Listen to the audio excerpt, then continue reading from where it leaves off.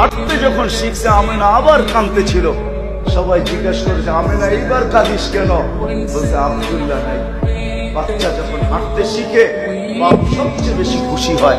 আঙ্গুল ধরে হাঁটানোর গতি বাড়ায়, এইখানে নিয়ে যায়, ওইখানে নিয়ে যায়, এইখানে ছেড়া দেয়, ওইখানে ছেড়া দেয়। আর এক দুই কদম হাঁটে আর বাপ দেখে আর খুশি হইতে থাকে যে আজকে হাঁটতেছে, কালকে আমার সাথে দৌড়াবে, পরশু আমার কাঁধে কাঁধ মিলাবে, তারপরে একটা দিন আসবে আমার পক্ষ হয়ে লাঠিও ধরবে। কিন্তু আব্দুল্লাহ তো না। আল্লাহ যেন ওই সময়ও চলে আসছিলেন। কোরআন মনে হয় এইটাই বুঝাইতে চাইতেছে, আমেনার চোখের পানিকে বুঝানোর জন্যই যে আল্লাহ মনে হয় বুঝাইতেছিলেন, আমেনা কাঁদিস না।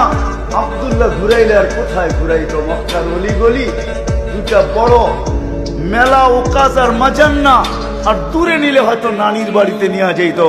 কাঁদিস না, আসতে দে, ঘুরার সময় আমি রব